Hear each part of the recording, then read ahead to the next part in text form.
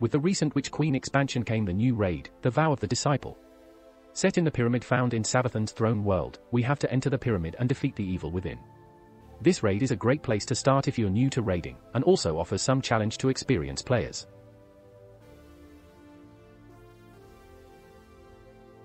First of all, you need to escort the darkness payload to enter the pyramid. To do this, you must collect the cruxes of darkness found around the area, and deposit them into the payload. You can only carry 3 cruxes at a time, and after 9 have been deposited, the payload will start moving. Make sure not to be away from the payload for too long, as you will die if you reach 10 stacks of pervading darkness, which are removed when standing near the payload. Repeat this a few more times to finally reach the pyramid's entrance. Shooting the 3 hidden cruxes shown here will spawn a secret chest. Remember that this chest will only give you rewards you have already unlocked from this raid, as well as a few mods and spoils, so come back for this later if you haven't completed the raid yet.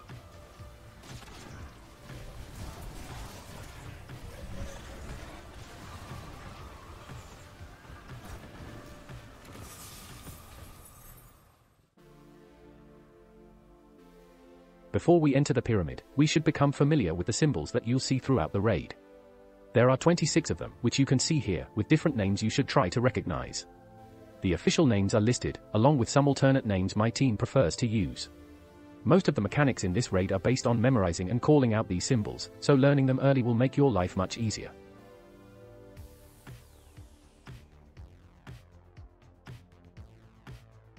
In this raid, there is a secret bonus chest which can be unlocked at the end of the final boss encounter, by completing some tasks throughout the raid. When you first enter the pyramid, a post will appear which bears 3 symbols. Remember these, or write them down, as you'll need them later in the raid. Throughout your adventures in the pyramid, you'll find several hidden rooms which can be accessed by shooting a nearby crux. These rooms all look very similar inside, with a sign which can be shot to reveal a symbol. To make the chest spawn, you must enter these rooms and shoot the signs to make the symbols found on the post spawn. These symbols spawn in fixed positions and you must only activate the correct symbols. If you turn on an incorrect one, make sure to shoot it again so it is turned off before you leave.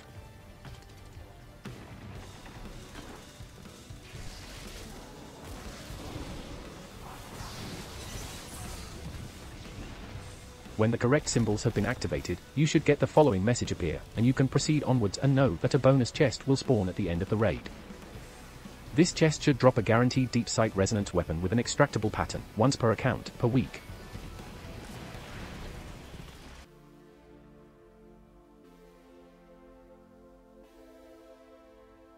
The first encounter, set in the same area as the preservation mission, involves us defending obelisks and using side rooms to complete tasks. The room has a couple of important features we need to notice, including the 9 side rooms, each labeled with a fixed symbol, and 3 obelisks, found at the middle, left, and right of the room. Also, unstoppable abomination champions are present, so bringing a pulse rifle or hand cannon could be helpful. Each obelisk will have space for 9 symbols to eventually appear, 3 on each face. In addition, there will be a signpost nearby with space for another 3 symbols, which will be the focus of the first half of the encounter. After splitting your team up into 3 teams of 2, with a defender and a runner on each obelisk, shoot the crux in the middle of the room to start the encounter. You need to defend your obelisk from taking damage, to prevent a wipe from occurring. Meanwhile, one of the 3 teams should see the first symbol appear on their sign, either a traveler or a pyramid. Looking at the symbols in the center of the room, you will see that this refers to either the left or the right-hand side of the map. Your runner should head to whichever side of the map is shown, and hunt down a taken knight which has spawned. There are several locations that the knight can spawn in, but make sure to check the far edges of the map, as the knight seems to be deathly afraid of going anywhere near the normal playing area. After your runner has located the knight and killed it, your sign will then update to show a second symbol, while another team's sign will update to show their first, as the teams are slightly staggered in timing. Your second symbol will show which side room needs to be accessed by a runner, and there are 2 different ways to do this, but I'll show the way which seems to work best on my Sherpa runs. As you can see on this map, each obelisk has 3 rooms which are closest to it, and we can say that these rooms belong to this team.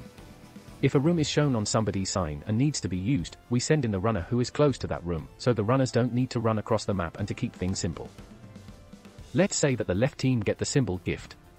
This means that the runner near the gift door, which is the middle runner, needs to go in this room. If the door is closed, someone should shoot the crux in the center of the room.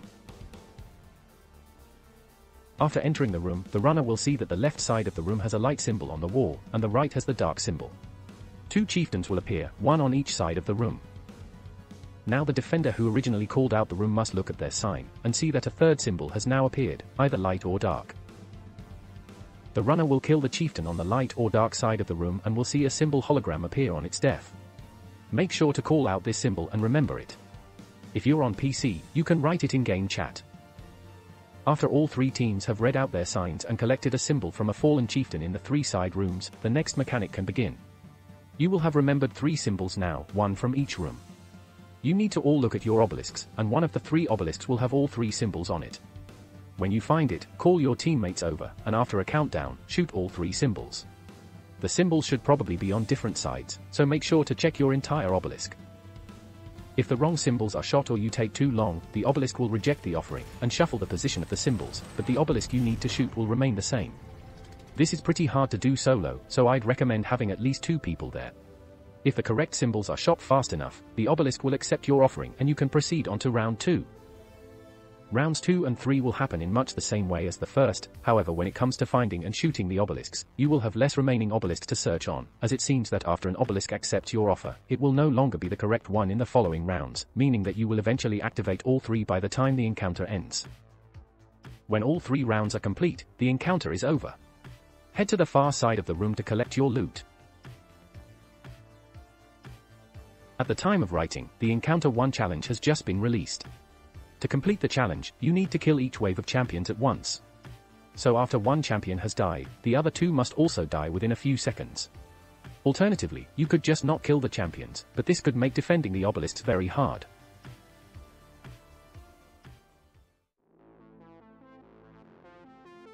With the first encounter complete, you will find yourself at the feet of the Caretaker, a huge scorn abomination which Bungie actually modeled after your mother. In this encounter, we're gonna need to kill the Caretaker by stunning it and using symbols again. First of all, the Caretaker will appear in the center of the room, and over time will walk towards the obelisk where the encounter is started. If it reaches the obelisk before the damage phase has been triggered, it will start a wipe mechanic, so in order to stop this from happening, we have a stunning team.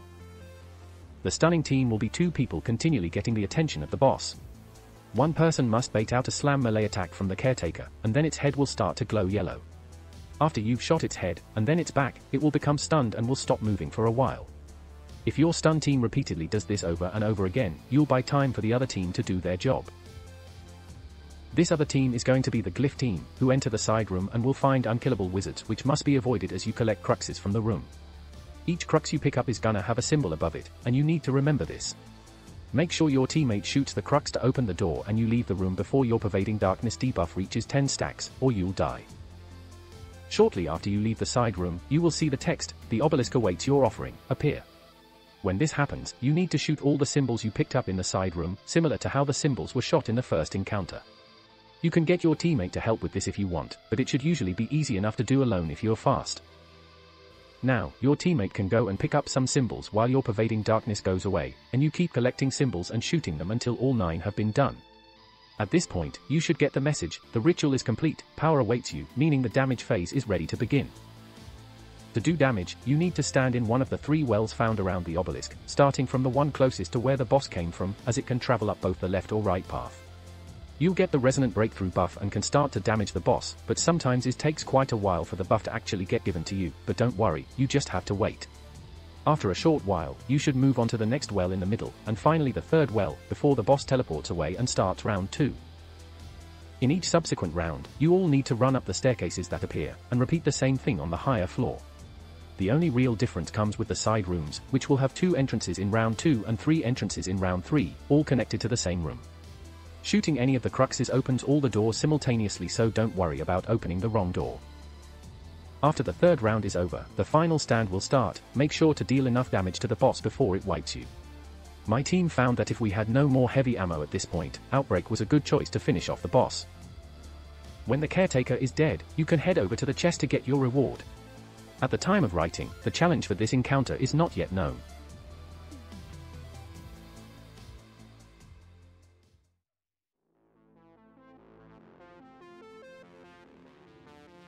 After beating the Caretaker, you'll reach the jumping puzzle. This puzzle is a little different to the ones in previous raids, as if you go the intended path you kinda need 2 people to do it. There will be platforms sticking out of the walls, which will toggle between on and off when another player shoots the nearby crux, meaning you need teamwork to get someone across. After one person is across, the path will stabilize, and all of the platforms will be active at once. You could use some supers or movement tech to skip these sections if you are skilled enough. After getting to this section, backtrack to find a hidden path which takes you up to the second secret chest in the raid.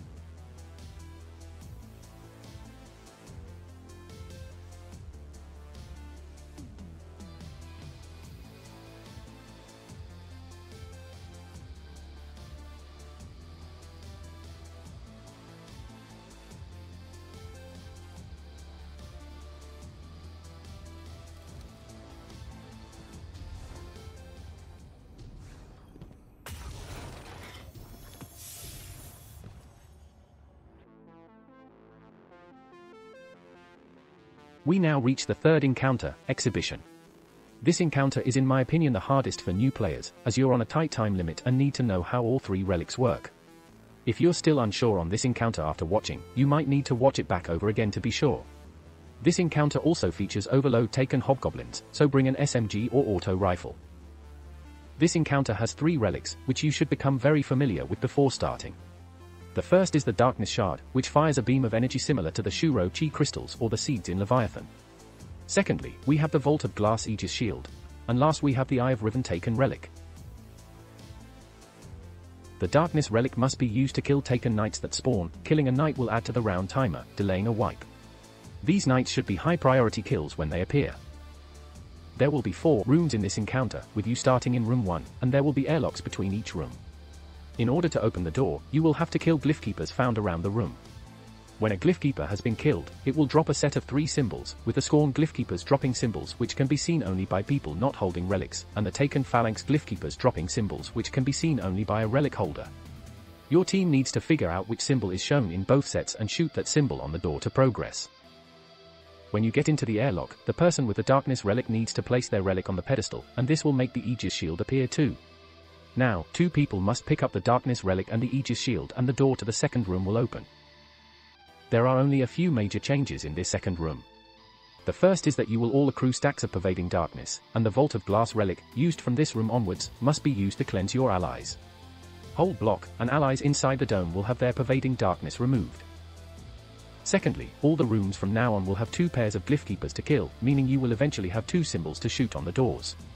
Firstly, 1 Scorn and 1 Taken Keeper will spawn, and you match a symbol from these sets, and then you find another symbol from the second set of Glyph Keepers to open the door.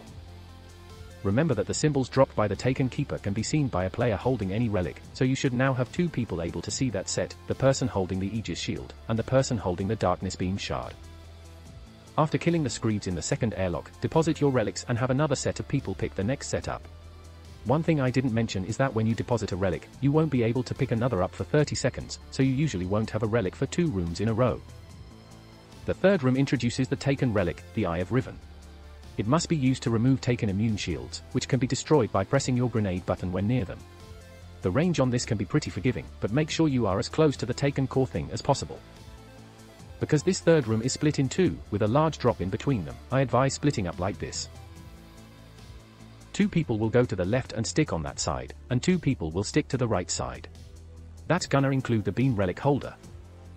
The person with the Taken Relic should roam around destroying the Taken immunity cores, and the Aegis Shield holder should follow them, cleansing both the Taken Relic holder and the players currently nearby. If you decide to use this method, make sure that nobody apart from the Aegis and Taken Relic holders roam between the left and right, or things can quickly get out of hand. After the third room is over, there's nothing new in the fourth room, which is the final one. The only important thing to note is that you have 3 relic holders in the third room, which will all deposit their relics before the fourth room, meaning they can't pick another up for the final room. Therefore, you will almost certainly have a relic at one point in the encounter, and it's important you understand what they all do before running the encounter.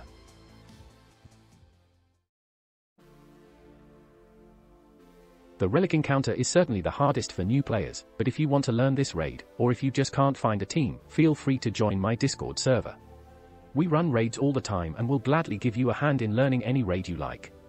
Just send me a DM or post something in the "I want to raid" channel, and I'll sort something out for you.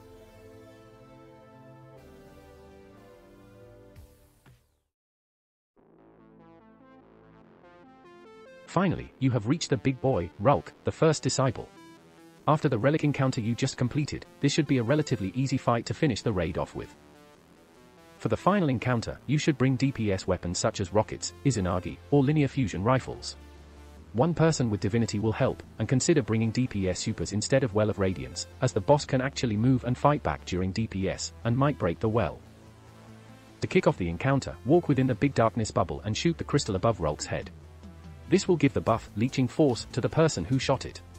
If the timer on this reaches 0, you will die. To get to the damage phase, you must deposit buffs at various pillars a total of 6 times to force Rhulk back into the damage room. In order to do this, you first need to know which pillars to deposit at. Glyph Keepers will spawn on the left and right, and after killing them, symbols will spawn, with the left symbol seen by people holding any of the encounter's buffs, and the right by those without a buff. As you did in the last encounter, find which symbol matches, and then find the pillars with that symbol on it. These will be the 2 pillars you can deposit your buff at. In order to deposit your buff, you must charge it up. Rhulk will move to either the left, middle, or right side of the map and you need to get hit by the laser beam to charge your buff into the Emanating Force buff. Then, you can enter the bubble area without being launched out, and can deposit at the correct pillar. The problem with this however, is that you now have nobody with a buff. Therefore, you need to give the buff to more players before you deposit. To do this, someone with a leeching buff must stand on the plate in the middle of the area, and you'll see 2 crystals spawn in the far side of the room. Have 2 different people shoot them, and then those 2 people will receive the leeching buff, with the person stood on the plate losing their buff. This effectively takes the buff from one person and gives it to 2 people, duplicating it. Remember, you can only spread the leeching buff, not the charged emanating buff. You can do 2 methods here, either having 2 people deposit their buffs per round, or only 1. It's up to you how you want to do it, but the single dunk method is simpler, although it will of course take twice as long. Make sure to keep someone holding onto the leeching buff, so you can give it back to the players to deposit again. If you lose the buffs, and nobody has the leeching buff, you can pick it back up from the boss crystal once, but this will cause more Glyph Keepers to spawn and you'll need to find the symbols again. If all goes to plan, the symbol you're looking for on the pillars shouldn't change until after the DPS phase. Assuming you've deposited 6 emanating buffs successfully, Rhulk will retreat into the damage room, and you should follow him up the stairs. To start the damage phase, you need to do a few things. Someone will shoot Rhulk's glaive after he does a charged attack, and you will get the Leeching Force buff again. Charge this up by standing in Rhulk's laser beam attack, and then your teammates will see a symbol drop by Rhulk's feet, either light, dark, traveler or pyramid. You then need to go to that corner of the map, and deposit your buff. Each time you do this, Rhulk will have another weak spot appear, and you need to do this 4 times to destroy 4 weak spots, and then damage will begin. During damage, Rhulk is still gonna be attacking you, so make sure to keep moving to avoid the attacks. If you didn't deal enough damage, leave the damage room and head back to the spawn area, making sure not to jump, as you might get launched off the map. Just repeat the depositing again to do more damage. When you get Rhulk's health down to final stand, use all remaining ammo and supers to finish off the boss before you get wiped. If you manage to defeat the disciple, you can approach the remains to buy gear with your spoils. The first weapon you buy from this chest per week will drop with deep sight, so you can collect 5 of them to craft the weapon. Additionally, if you shot the 3 hidden symbols throughout the raid, the bonus chest will drop you 1 deep sight weapon per account per week. Thanks for watching my Vow of the Disciple guide. Remember, you can always join my Discord server if you need help or a fire team to complete any raid. Feel free to like and subscribe if I've helped you, or dislike if you didn't like the video. I'll respond to any questions in the comment section, and good luck running the raid.